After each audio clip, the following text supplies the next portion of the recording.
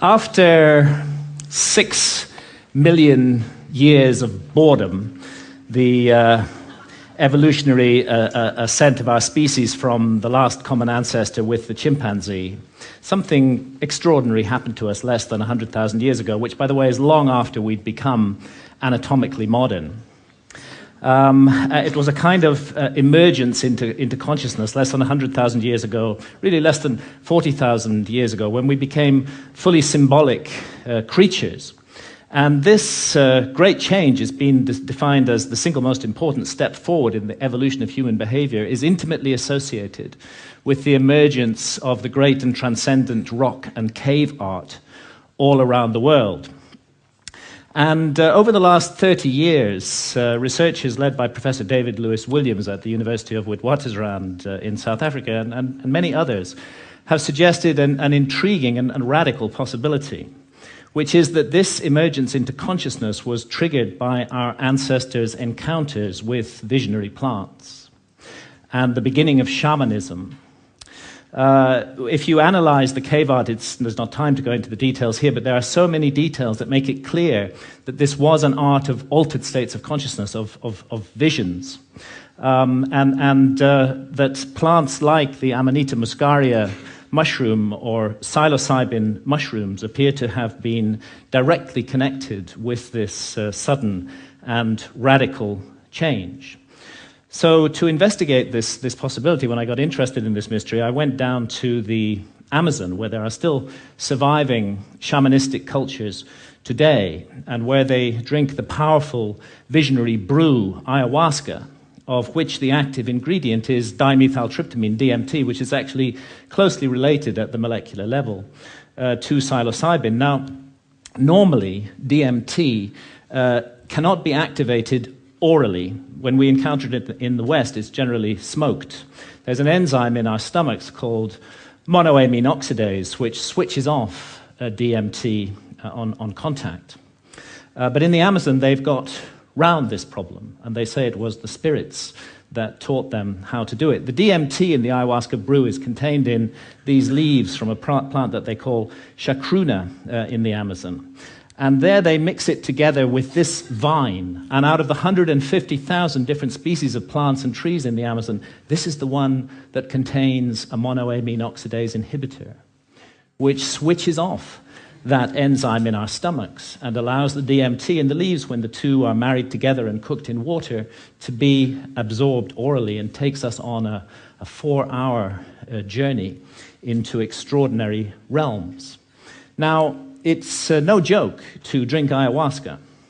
The ayahuasca brew it has a foul taste, really hideous, and a dreadful smell. And after you've drunk your cup, you'll find within 45 minutes or so that you're sweating, that you're feeling nauseous. Pretty soon you may well be vomiting, you may well have diarrhea. So, nobody's doing this for recreation.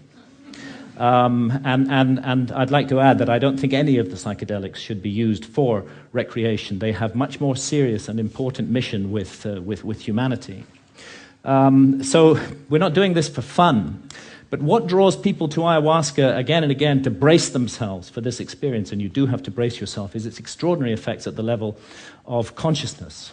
And one of those effects has to do with creativity, and we can see the creative cosmogenic impulse of ayahuasca in the paintings of ayahuasca shamans from Peru, like the paintings of Pablo Amaringo here, those richly saturated colors, the amazing visions that they reproduce. And this creative impulse has also spread to Western artists. Many Western artists now have been deeply influenced by ayahuasca and are also painting their visions. And as these paintings show, another universal experience of ayahuasca is the encounter with seemingly intelligent entities which communicate with us telepathically. Now, I'm making no claim one way or another as to the reality status of these entities we encounter, simply that phenomenologically, in the ayahuasca experience, they are encountered by people all over the world. And most frequently of all, the spirit of ayahuasca herself, Mother Ayahuasca, who is a healer.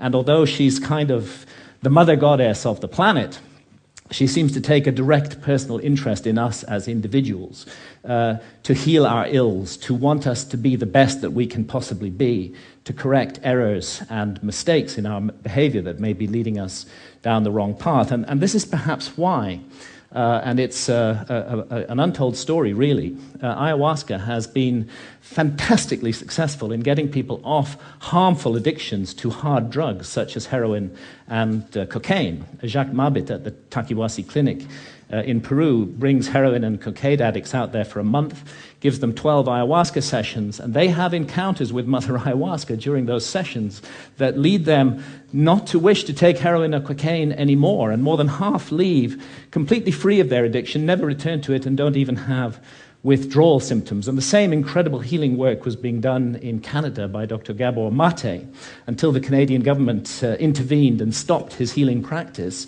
on the grounds that ayahuasca itself was an illegal drug.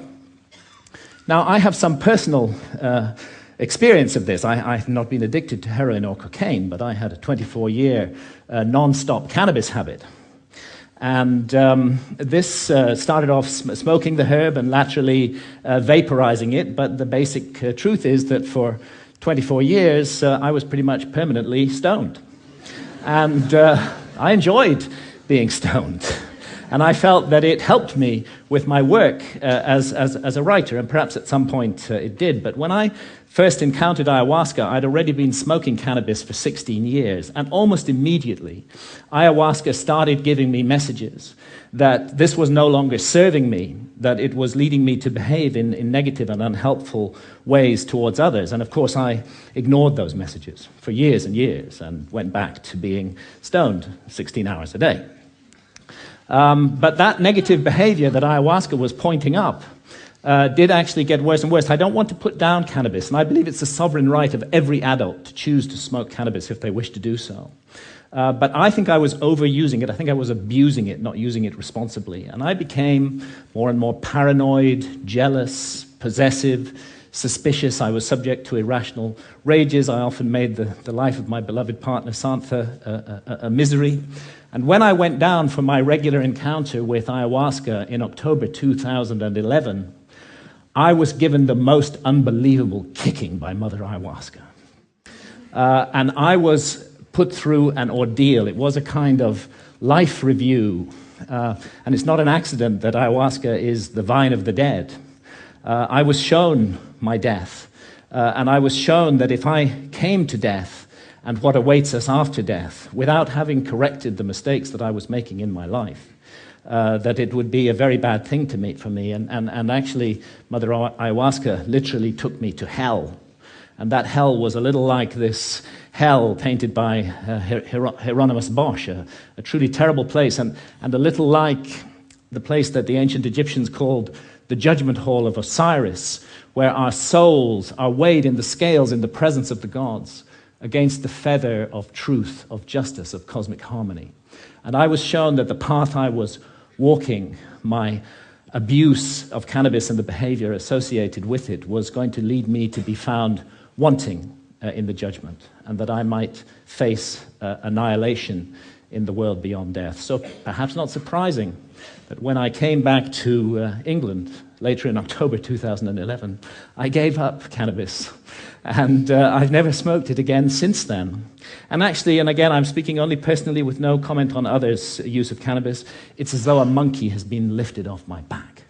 I'm liberated in incredible ways. Far from my creativity being inhibited, I find myself writing much more productively, much more creatively, much more focused, and much more efficiently. As well, and I've begun to be able to address those negative aspects of my behavior which cannabis had revealed, and hopefully to make myself slowly, it's a long progress, into a more nurturing, more loving, more positive person. And this whole transformation, it really has been a personal transformation for me, was made possible by this encounter with death that Mother Ayahuasca gave me. And, you know, that leads me to ask, what is death? Our materialist science reduces everything to matter. Materialist science in the West says that we are just meat, we're just our bodies. So when the brain is dead, that's the end of consciousness. There is no life after death. There is no soul. We just rot and are gone. But actually, many honest scientists should admit that consciousness is the greatest mystery of science, and that we don't know exactly how it works. The brain's involved in it in some way, but we're not sure how. Could be that the brain generates consciousness the way a generator makes electricity. If you hold to that paradigm, then of course you can't believe in life after death. When the generator's broken, consciousness is gone. But it's equally possible that the relationship, and nothing in neuroscience rules it out, that the relationship is more like the relationship of the TV signal to the TV set. And in that case, when the TV set is broken, of course, the TV signal continues. And this is the paradigm of all spiritual traditions, that we are immortal souls, temporarily incarnated in these physical forms to learn and to grow and to develop. And really, if we want to know about this mystery, the last people we should ask are materialist reductionist scientists. They have nothing to say on the matter at all. Let's go rather to the ancient Egyptians, who put their best minds to work for 3,000 years on the problem of death and on the problem of how we should live our lives to prepare for what we will confront after death. And the ancient Egyptians expressed their ideas in transcendent art, which still touches us emotionally today, and they came to certain very specific conclusions that the soul does survive death and that we will be held accountable for every thought, every action, every deed that we have lived through in our lives. So we better take this precious opportunity to be born in a human body seriously and make the most of it. And in these inquiries into the mystery of death, the ancient Egyptians weren't just exercising their imaginations. They highly valued dream states, and it's now known that they used visionary plants like the hallucinogenic blue water lily. And it's interesting that the ancient Egyptian tree of life has recently been identified as the Acacia nilotica, which contains high quantities of DMT, dimethyltryptamine, the same active ingredient that we find in ayahuasca. Now, it's difficult to imagine a society more different from the society of ancient Egypt than our society today. We hate visionary states in this society. In our society, if we want to insult somebody, we call them a dreamer. In ancient societies, that was praise. And we have erected huge apparatuses of armed bureaucracies who will invade our privacy, who will break down our doors, who will arrest us, who will send us to prison, sometimes for years, for possessing even small quantities of psilocybin or substances like DMT, whether in its smokable form or in the ayahuasca brew. And yet, ironically, DMT is, we now know, a natural brain hormone. We all have it in our bodies, and it's just that its function remains unknown for lack of research. And it's not as though our society is opposed in principle to altered states of consciousness. I mean, billions are being made by the unholy alliance of psychiatrists and big pharma in overprescribing drugs to control so-called syndromes like depression or attention deficit disorder in teenagers. And we have a love affair in our society with alcohol. We glorify this most boring of drugs, despite the terrible consequences that it often has. And of course, we love our stimulants, our tea, our coffee, our energy drinks, our sugar, and huge industries are built around these substances, which are valued because of the way they alter consciousness. But what all these approved altered states of consciousness have in common is that none of them contradict or conflict with the basic state of consciousness valued by our society, which I would call the alert, problem-solving state of consciousness, which is good for the more mundane aspects of science. It's good for the prosecution of warfare. It's good for commerce. It's good for politics. But I think everybody realizes that the promise of a society over-monopolistically based upon this state of consciousness has proved hollow, and that this model is no longer working, that it's broken in every possible sense that a model can be broken, and that urgently we need to find something to replace it. The vast problems of global pollution that have resulted from the single-minded pursuit of profit, the horrors of nuclear proliferation, the specter of hunger, that millions every night go to bed starving, that we can't even solve this problem despite our alert problem-solving state of consciousness. And look what's happening in the Amazon, the lungs of our planet, this precious home of biodiversity. The old-growth rainforest being cut down and replaced with soybean farms so we can feed cattle, so that we can all eat hamburgers. Only a truly insane global state of consciousness could allow such an abomination to occur. And I did a back-of-an-envelope calculation during the Iraq War. It seems to me that 6 months' expenditure on the Iraq war would have solved the problem of the Amazon forever, would be sufficient to compensate the peoples of the Amazon so that no single tree ever needed to be cut down again to garden and look after that amazing resource. But we can't make that decision as a global community. We can spend countless billions on warfare, on hatred, on fear, on suspicion, on division, but we can't get together the collective effort to save the lungs of our planet.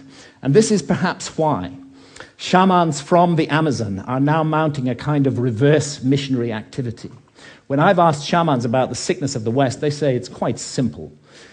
You guys have severed your connection with spirit. Unless you reconnect with spirit and do so soon, you're going to bring the whole house of cards down around your heads and ours. And rightly or wrongly, they believe that ayahuasca is the remedy for that sickness. And many now are being called to the Amazon to drink ayahuasca, and ayahuasca shamans are traveling throughout the West, offering the brew, often under the radar, often at personal risk, to bring about consciousness change. And it's true that the message of ayahuasca, the universal message, is about the sacred, magical, enchanted, infinitely precious nature of life on Earth and the interdependence of material and spiritual realms. And it's impossible to work with ayahuasca for long without being deeply and profoundly affected by this message. And let's not forget that ayahuasca is not alone, that it's part of an ancient worldwide system of the targeted, careful, responsible alteration of consciousness. It's recently been shown by scholars that the kykeon used in the Eleusinian mysteries in ancient Greece was almost certainly a psychedelic brew, that the soma of the Vedas may well have been a brew based upon the Amanita muscaria mushroom. We have the DMT in the ancient Egyptian tree of life. We have the whole global cultures of surviving shamanism, and what it's all about is a state of consciousness that's designed to help us find balance, harmony. The ancient Egyptians would have called it Ma'at, with the universe, and to remain mindful that what we're here to undertake on Earth while immersed in matter is fundamentally a spiritual journey aimed at the growth and perfection of the soul, a journey that may go back to the very origins of what made us human in the first place. And I stand here invoking the hard-won right of freedom of speech to call for and demand another right to be recognized, and that is the right of adult sovereignty over consciousness. There's a war on consciousness in our society, and if we as adults are not allowed to make sovereign decisions about what to experience with our own consciousness while doing no harm to others, including the decision to use responsibly ancient and sacred visionary plants, then we cannot claim to be free in any way. And it's useless for our society to go around the world imposing our form of democracy on others while we nourish this rot at the heart of society and we do not allow individual freedom over consciousness. It may even be that we're denying ourselves the next vital step in our own evolution by allowing this state of affairs to continue, and who knows, perhaps our immortal destiny as well. Thank you, ladies and gentlemen.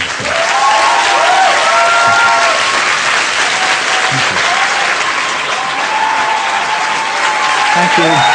Thank you.